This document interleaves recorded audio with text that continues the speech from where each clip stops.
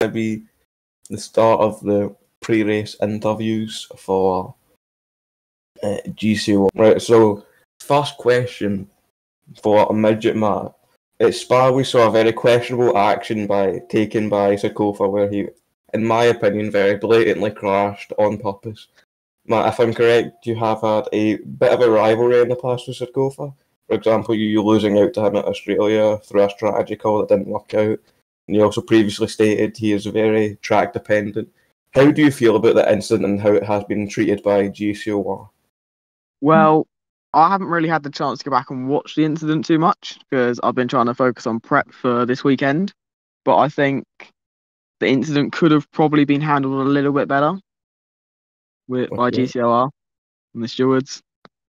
Is that all? Yeah, that's all. Okay. A question for Chaconas. There's been questions, like many rumours of your second driver spot at Mercedes. I know that Genius is the one in charge, but you should have a big say in this.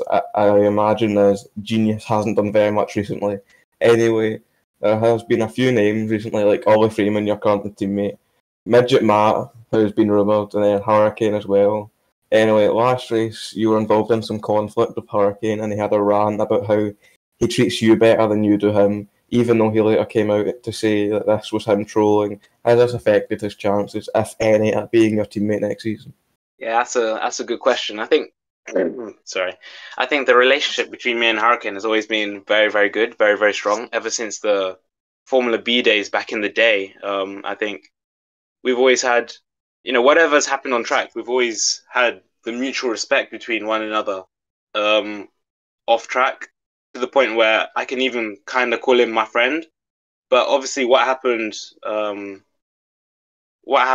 last week post-race, I think I was surprised, first of all, to see him report that to stewards, because I think it was just a racing incident. If anything, he was a little bit more at fault. But I was totally cool with it. And then I was just like, what happens on track happens on track. He's trying to get every little advantage, and that's cool. I understand. But I think what really upset me was his reaction afterwards. I know he said he was trolling and stuff, but even that thing calling me a Hamilton something, I won't repeat it.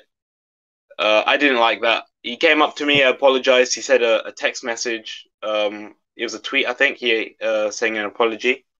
I forgive him. We move on, but obviously it's affected it a little bit. I'll be real. Okay, right, and then question for Matt. As I just stated, you have been rumoured of a chance to join Mercedes next season.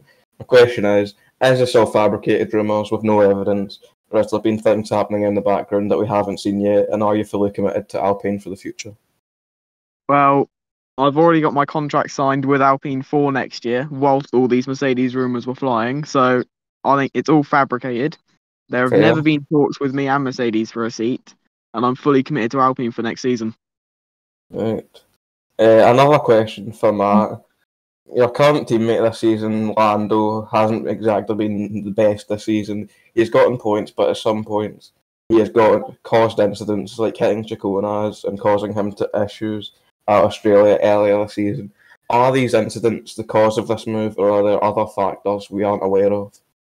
I mean, I guess you could say that Lando has struggled this year. I mean, he definitely has compared to me. Like, he hasn't got the handle of the car. But those incidents have been a part of the factor. And then also with Juan, and it's just his shown pace. That's another factor. And it's all about pushing that team forward to hopefully a championship battle next year. Fair. Chacona, this is one for you. The driver skipper has been removed from his seat recently after missing the last couple of races. He had a good relationship with him from Gcor Gen 2, but in the recent Gen 3 season, he hasn't had the best reputation, specifically causing Williams drivers problems in qualifying. My question is, has he done this on your order, or if not, can you tell me why he has done so specifically to a certain team, or who your team was rivals with until their first driver left? Can you repeat the question, please? Just the last part of the question. My question is, has he done this on your order, or if not, can you tell me why he has done this so specifically to a certain team Uh, Nah, it's alright. I get the question.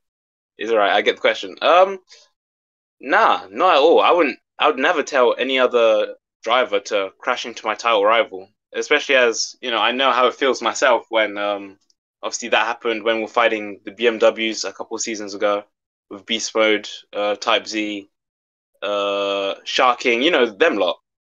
So I'd never do that. I think the transition from the GT cars to the F1 cars has been a massive transition, and I think we've seen that a lot. I think Type Z struggled a little bit. He was winning races back in the other generation, but now you know he struggled a little bit. We've not seen him for a while as well. Skip Rat, same thing. He struggled a little bit getting used to the new generation of cars. Beast Mode, he's now retired, I think, because of the new generation of cars. So I think adapting has been the biggest issue. Skip Rat's not a dirty driver. We've seen potential in him, and me, Genius, and the whole of GN7 will back him because obviously he's part of the GN7 family at the end of the day. But it is what it is. Hopefully, he'll come back soon. Charles, I think that's me done with all the questions for you. Hurricanes was supposed to fill out the last couple of minutes of it, but yeah.